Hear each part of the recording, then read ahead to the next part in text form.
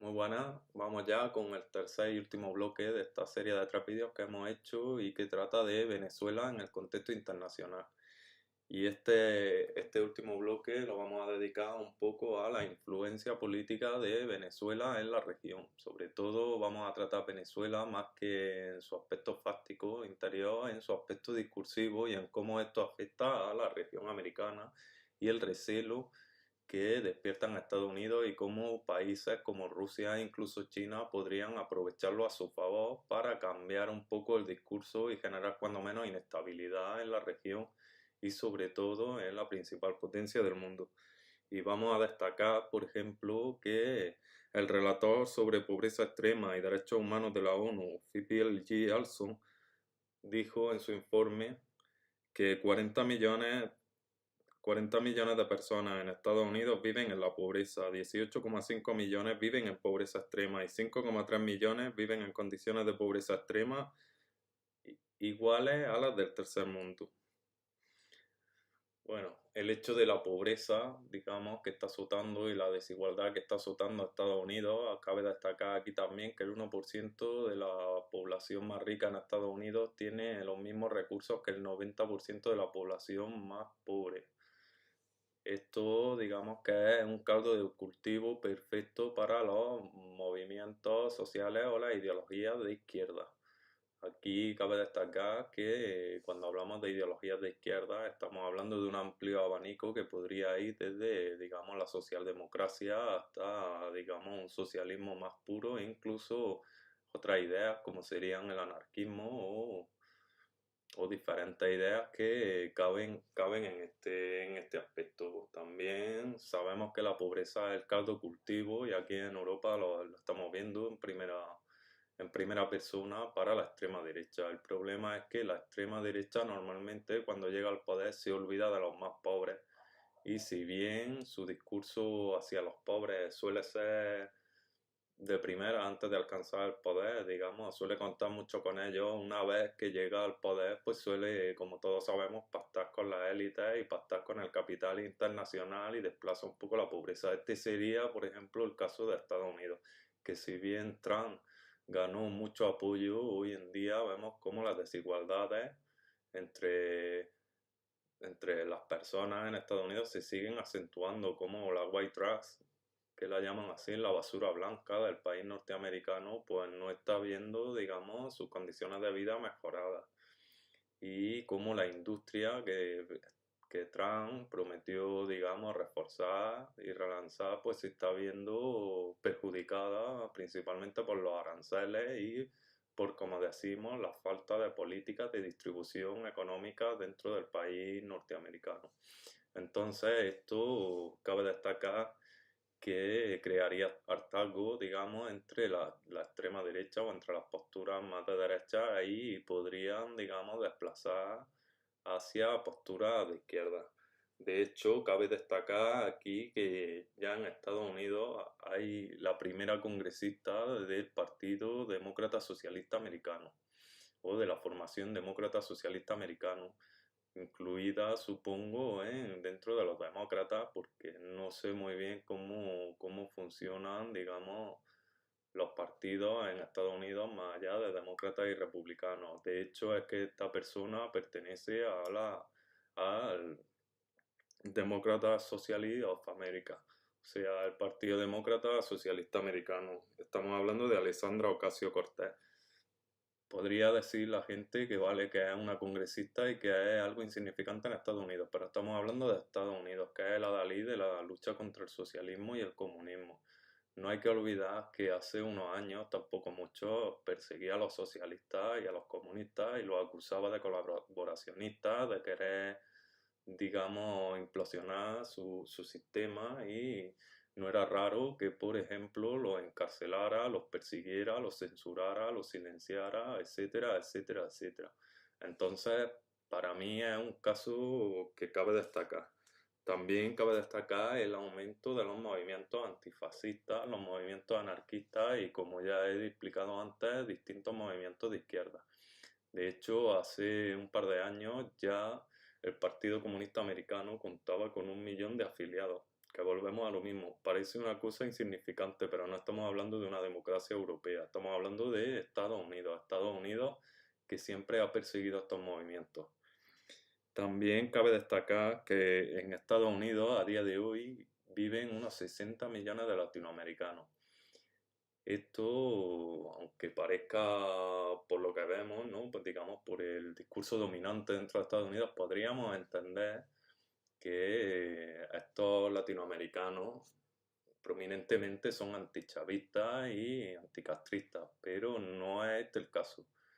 No es este el caso ya que muchos inmigrantes de diferentes regiones simpatizan con esta ideología. Y cabe destacar que mucha de la inmigración que llega a Estados Unidos pues llega con sus ideas también y las ideas no conocen fronteras, las ideas van de cabeza en cabeza y se desarrollan.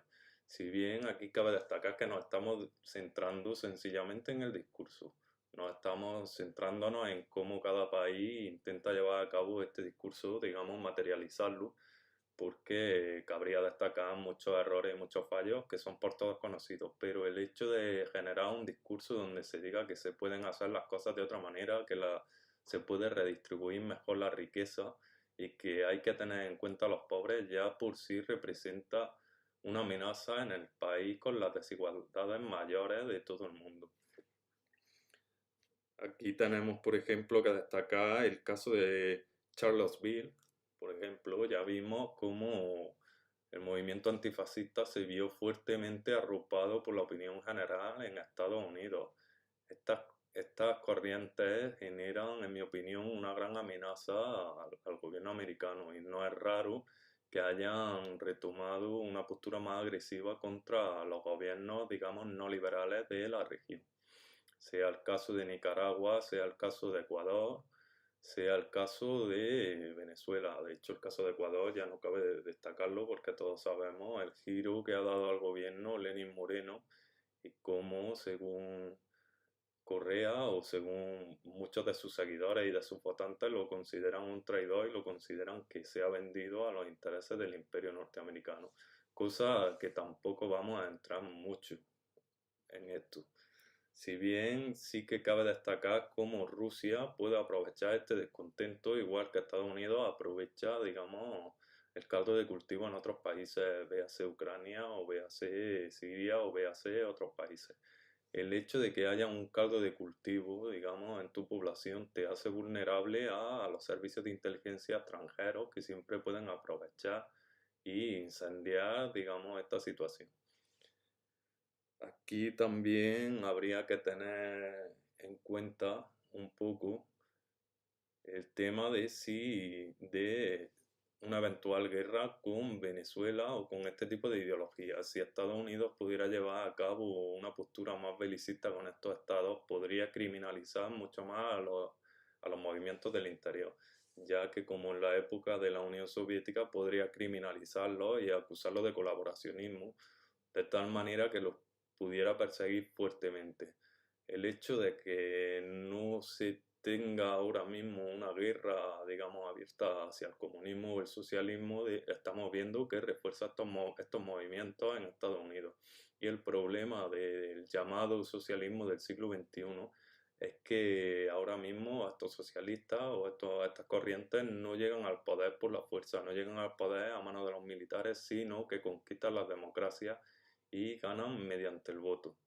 Esto pondría, digamos, a Estados Unidos en el contexto internacional en una posición cuanto menos dramática, ya que, digamos, según mi opinión, las corrientes dominantes no permitirían que este hecho se materializara y podríamos estar ante una eventual implosión del sistema americano tal como lo conocemos hoy en día y quizá, digo quizá, podríamos ver la primera dictadura en el país norteamericano, ya que los grandes intereses del capital dudo yo mucho que pudieran permitir que estos hechos llegaran a materializarse. Véase aquí también cómo cabe destacar cómo los grandes capitales, como han hecho en otras ocasiones en la historia, están poniendo sus huevos en diferentes sectas y están fomentando e impulsando a China. Porque aquí cabe destacar un poco que si bien, como hemos hablado en vídeos anteriores, hay que separar a Rusia y China, porque como todos vemos, y es muy fácil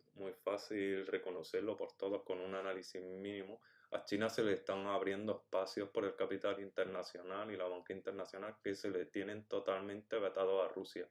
Y esto es a que China a nivel internacional se comporta económicamente hablando de una manera parecida a Estados Unidos. Si bien China mantiene un socialismo autoritario dentro de sus fronteras, digamos que ha utilizado la globalización fundamentalmente neoliberal, pero la ha utilizado como un arma y penetra en los estados a través de las deudas y a través de la industria y la economía.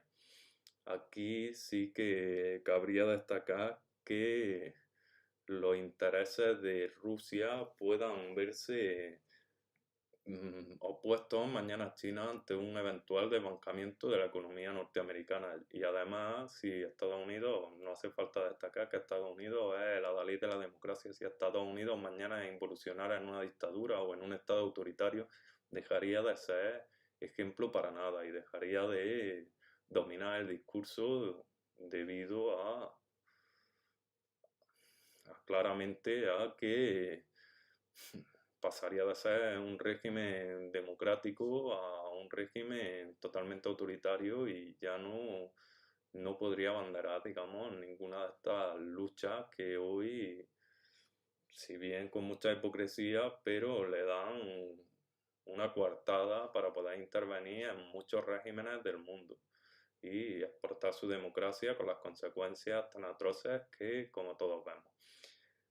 Sin más, tampoco me quiero alargar mucho más en este punto y volvemos a lo mismo. Podemos debatirlo mediante los comentarios, podemos ampliarlo y podéis corregirme en los datos que omito, me podéis dar vuestra opinión e incluso si me he equivocado en algún dato o si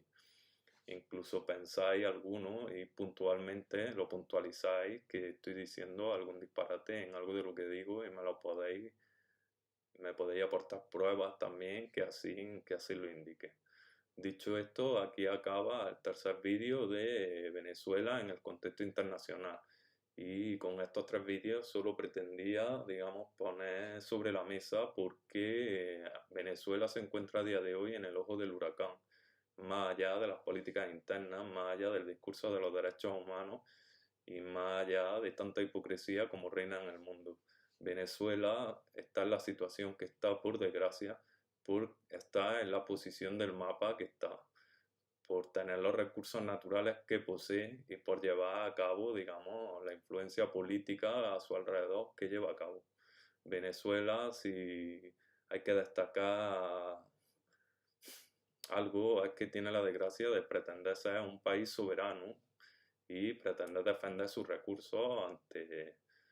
ante otros países más grandes que, como bien sabemos, abusan en el mundo y se pasan la soberanía de los países por el arco del triunfo si con ello consiguen ver aumentar sus intereses. En este caso me despido sin más y un saludo a todos y muchas gracias y os agradezco mucho si habéis visto los tres vídeos por vuestra paciencia. Un saludo y hasta el próximo vídeo.